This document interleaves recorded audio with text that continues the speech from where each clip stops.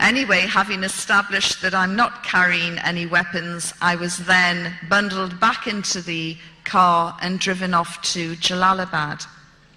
I was taken into the intelligence headquarters and introduced to the head of intelligence, who understood a little bit of English. I apologized for causing any inconvenience, and he asked me to write down my personal details and telephone contacts to prove that I was a journalist.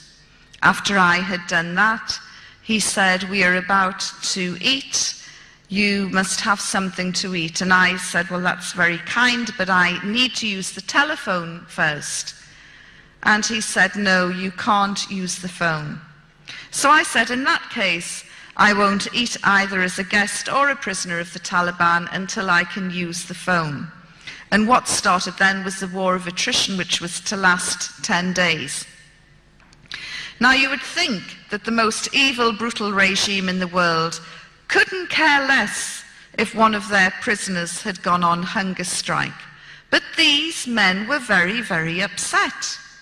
Despite my protest saying I'm not eating, every morning, noon and night, they would bring me food. They would lay out a cloth on the floor, beautiful carpeted floor, by the way, and they would put down some bread, some stew, and some rice, and they would bring in a jug of water and a bowl, and they would wash my hands, and they would tell me in broken English, "You are our sister, you are our guest, we want you to be happy."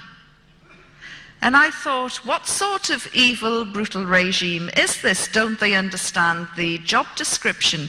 And I'm thinking, you know, this is just a trick. They're trying to soften me up. And then the really bad guys will come in with the electrodes. In fact, isn't it strange? Everything that I thought would have happened to me under this so-called savage primitive regime happened to prisoners in Abu Ghraib, in Guantanamo Bay, and other US holding facilities, which always prompts me to say, thank God I was captured by the most evil, brutal regime in the world and not by the Americans.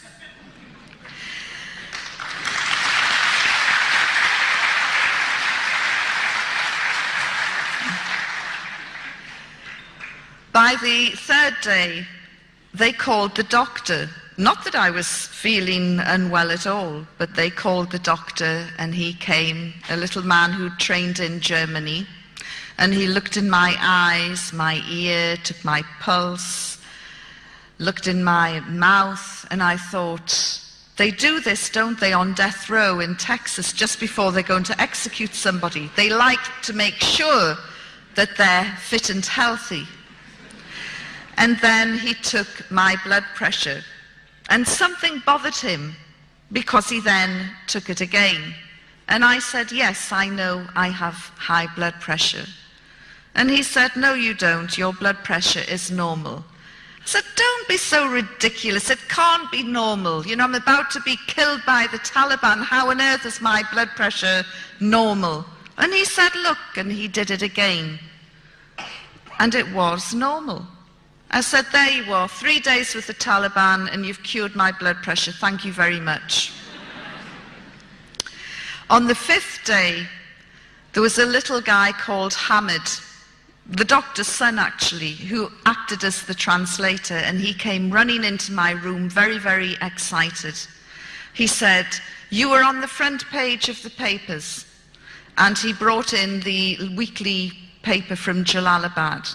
And although photographs were banned under the Taliban, there were 2 pictures of me from Reuters on the front page with a little story and headlines that took over half the page. The headlines looked longer than the story. And I said, what does the headline say? And he read it out and he said, it says, the Taliban has cured Yvonne Ridley's blood pressure and she's very happy.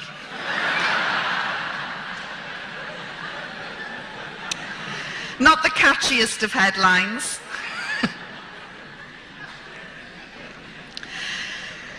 During those 6 days in Jalalabad, a procession of very scary, fierce-looking men came into the room, and through Hamid asked me questions, and the interrogations would go on until maybe 8, 9 o'clock at night. They never physically threatened me. The worst thing that they said to me was, if you don't tell us the truth, you will be here for 20 years. I assured them that they would get sick long before I did. And I had decided on quite a risky strategy, really. I had decided to be the prisoner from hell. I had bought into the propaganda, you see, that this was the most evil, brutal regime in the world, and it didn't matter what I said or did, they were going to kill me at the end of the day, when they wanted to. And so I just thought, if I'm nice, they're going to kill me. If I'm nasty, they're going to kill me. Well, I'm just going to go down fighting. And so I was very abusive and aggressive. And the harder I pushed them, the nicer they were. And they would say, why are you angry? You are our guest. You are our sister. Hamid had to translate my words. And one day he said to me, I am terrified of these people, and you should be as well. And it's not nice for me to translate your words. I get scared.